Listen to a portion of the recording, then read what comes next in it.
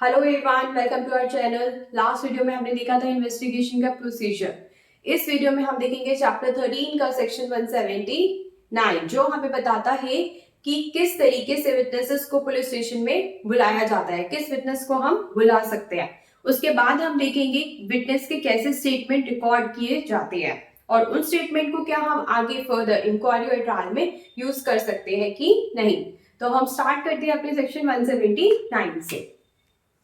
Section 179 जो हमें बताता है कि पुलिस ऑफिसर किसी भी विटनेस को पुलिस स्टेशन में बुला सकता है, लेकिन कुछ ऐसे पर्सन होते हैं जिनको वो पुलिस स्टेशन में नहीं बुला सकता। वो कौन कौन से होते हैं? वो होते हैं हमारा, अगर कोई मेल पर्सन है जो 15 इयर्स की एज से कम है या फिर जो 60 इयर्स की एज से ज्यादा है, तो उस पर्सन को हम as a witness police station में नहीं बुलाएंगे। और वीमेन को, किसको? वीमेन को। और जो फिजिकली या फिर मेंटली डिसेबल्ड होते हैं, फिजिकली या मेंटली डिसेबल्ड होते हैं, या फिर जो एक्यूटली इल है, बहुत ज्यादा जो बीमार है, उसको भी नहीं बुलाया जाएगा। कहां पर? पुलिस स्टेशन में। क्यों? क्योंकि उनकी हमें स्टेटमेंट लेनी है, तो हम उनको पुलिस स्टेशन नहीं बुला सकते। तो कहां पर होगा इनको, कहां पर इनकी रिकॉर्ड की जा सकती है स्टेटमेंट? इनके रेजिडेंस पर। कहां पर? इनके रेजिडेंस पर। लेकिन अगर ये पर्सन खुद ही बोल दे कि हमें जो है आप पुलिस स्टेशन में बुला लीजिए, हम वहां पर आकर अपनी स्टेटमेंट दे देंगे, तो ऐसे सिचुएशन में जो है पुलिस स्टेशन में आकर भी अपनी स्टेटमेंट को रिकॉर्ड करवा सकते हैं। तो सेक्शन 179 में हमें बताया गया कि पुलिस ऑफिसर किसी भी पर्सन को ऑर्डर कर मतलब किसी भी पर्सन को जो फैक्ट्स एंड सर्कमस्टांसेस से एक्वेंटेड है, एक्वेंटेड मतलब जिसको उस चीज की नॉलेज है, उस पर्सन को पुलिस स्टेशन में बुला सकता है। तो रिटर्न ऑर्डर पास करेगा और उन पर्सन्स को बुला लेगा अपने पुलिस स्टेशन में। क्यों बुलाया जा रहा है? उनके स्टेटमेंट को रिकॉर्ड करने के लिए, क्योंकि उन्हें कुछ ना कुछ क्राइम के बारे में पता है, ऑफेंस जो हुआ है उससे रिलेटेड कुछ ना कुछ इंफॉर्मेशन पुलिस ऑफिसर को मिल जाएगी। तो ये बात बताई गई है सेक्शन 179 में। यस। अब इस प्रोसीजर को कंडक्ट कराने में जो है कुछ खर्चा आएगा। किसका खर्चा आएगा? विटनेसेस का। विटनेसेस का क्या आएगा? कुछ खर्चा आएगा। तो ये अब कॉस्ट पे करनी होगी इन विटनेस को, लेकिन ये कॉस्ट क्या होनी चाहिए? रीजनेबल होनी चाहिए। अब कोई बंदा आएगा, पुलिस स्टेशन आएगा, तो कुछ ना कुछ कन्वीनियंस एक्सपेंसेस पे करके आएगा। तो इस टाइप के जो छोटे मोटे एक्सपेंसेस होते हैं वो रीजनेबल वे में पे किए जाएंगे। तो पुलिस ऑफिसर वो पे करवाएगा, स्टेट गवर्नमेंट बता देगी कि कितने और किस तरीके से वो एक्सपेंसेस पे करवाने हैं। किसको? विटनेसेस को। तो ये सारी बात बताई गई है हमें सेक्शन 179 में। तो क्या बोला गया? किसी भी कोई भी पर्सन जो फैक्ट्स एंड सर्कमस्टांसेस से एक्वेंटेड है, जिसको कुछ नॉलेज है क्राइम के बारे में, उसको पुलिस स्टेशन में बुलाया जा सकता है। लेकिन ऐसे कुछ पर्सन्स को हम पुलिस स्टेशन नहीं बुला सकते। इनके रेजिडेंस पे ही इनके स्टेटमेंट को रिकॉर्ड किया जाएगा। हाँ, अगर ये पर्सन बोलते हैं कि हम पुलिस स्टेशन आकर अपनी स्टेटमेंट दे देंगे, तो कोई प्रॉब्लम नहीं है, फिर इन पर्सन को भी बुलाया जा सकता है। अब हम देखते हैं सेक्शन 180 क्या कहता है। सेक्शन 180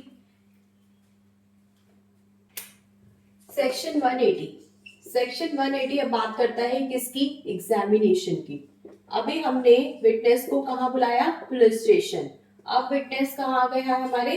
पुलिस स्टेशन में। अब पुलिस क्या करेगी यहाँ पर? इन्वेस्टिगेशन। इन्वेस्टिगेशन मतलब क्वेश्चनिंग करेगी, जिससे कि उनको कोई एविडेंसेस मिल जाए, जिससे कि उनको कुछ नॉलेज मिल जाए। तो क्या होगा? यहाँ पे क्वेश्चंस पूछे जाएंगे। किससे? जिसको बुलाया गया है। अब ये जिस पर्सन को बुलाया गया है जो आंसर करेगा, ये उसकी ड्यूटी है क्या? कि उसको करेक्ट आंसर देने हैं। ट्रू।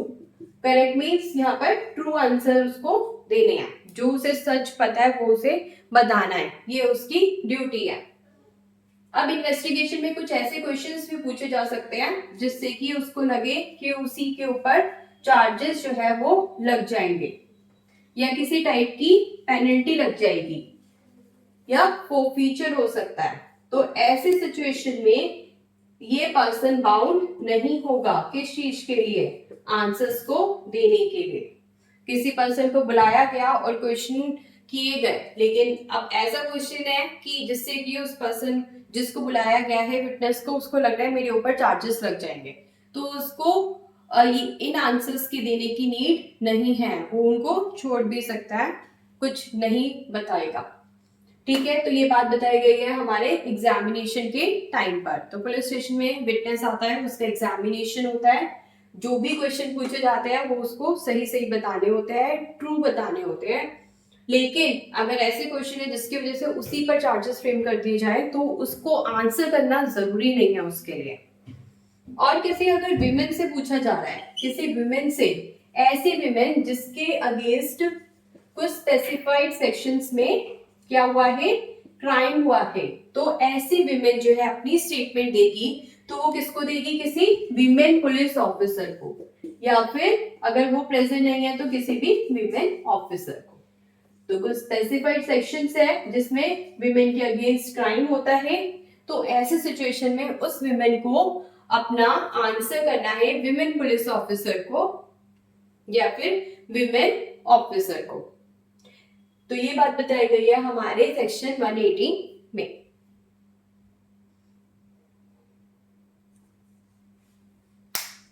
180 को देखने के बाद अब हम देखते हैं सेक्शन 181।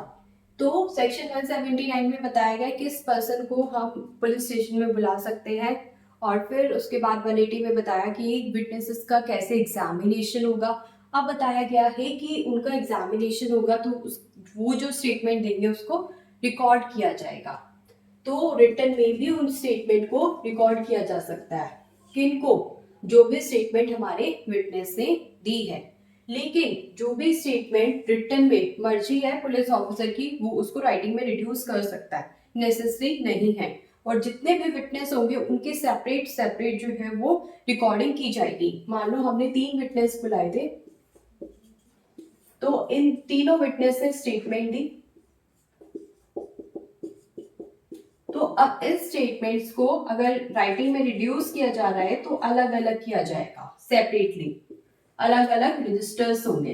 ये नहीं कि एक ही रजिस्टर में इनकी स्टेटमेंट्स को रिकॉर्ड किया जाएगा। अगर आप पुलिस ऑफिसर स्टेटमेंट्स को रिकॉर्ड कर लेता है राइटिंग में, ठीक है, उसने एक रिपोर्ट बना ली अपनी और इसमें सब कुछ लिख लिया जो भी उसने बोला विटनेस ने, क्या अब इस स्टेटमेंट को साइन कराया जाएगा विटनेस से? The answer is no. तो no, no signature is required. तो इसको जरूरी नहीं है कि विटनेस को बोला जाए कि आप साइन करो, उसको साइन करने की जरूरत नहीं है। बोला भी जाएगा तो वो नहीं करता तो कोई प्रॉब्लम नहीं है, इलीगल नहीं होगा। ठीक है, तो कोई भी सिग्नेचर की जरूरत नहीं है हमें इस रिपोर्ट पर करवाने की।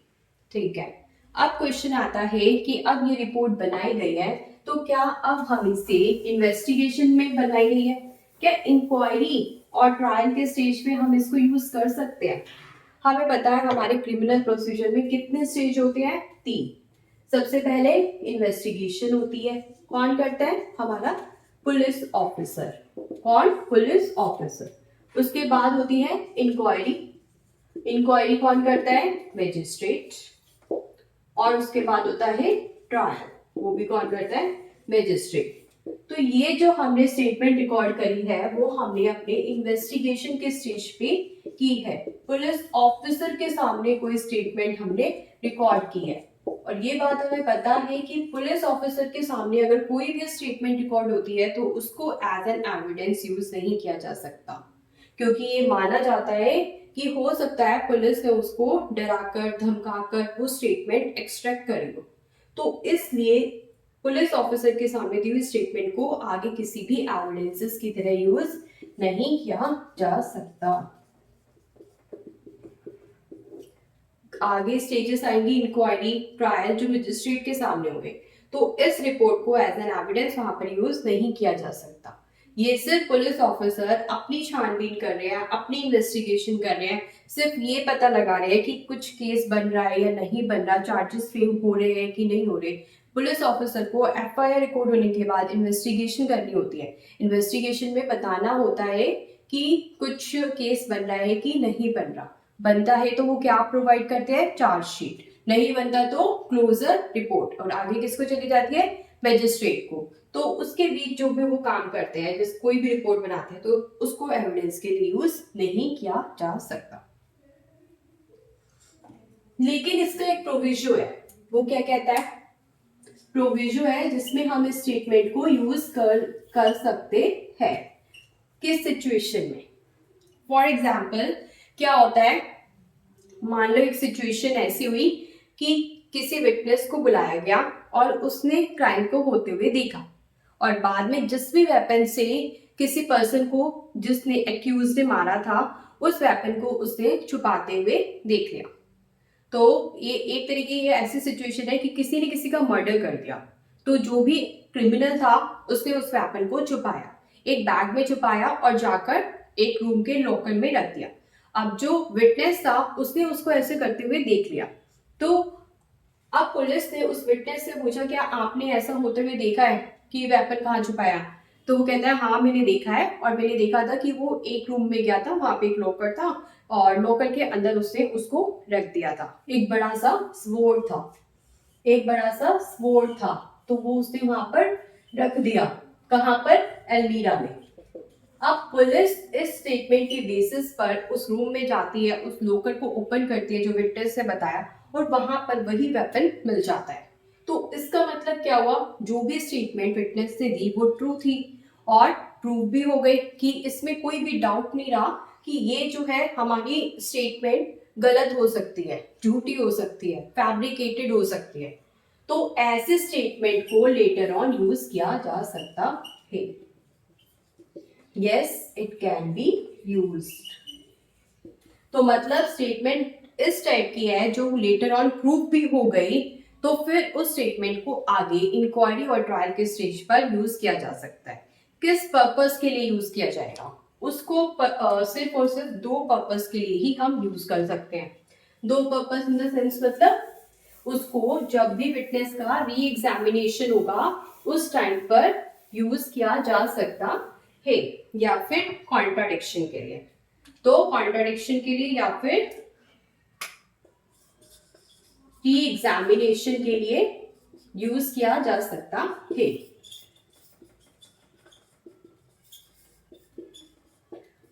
अब आने वाले टाइम में इंक्वायरी स्टार्ट हो जाती है, ट्रायल स्टार्ट हो जाता है, उस टाइम पर विटनेस को जो है कोर्ट में बुलाया जाता है, तो प्रोसिक्यूशन जो है वो उस स्टेटमेंट को कॉन्ट्राडिक्ट करने के लिए स्टेटमेंट को यूज कर सकते हैं, या फिर उसका री एग्जामिनेशन कर सकते हैं। तो ये बहुत इंपॉर्टेंट है, ये प्रोविजन जो गिवन है सेक्शन 181 में।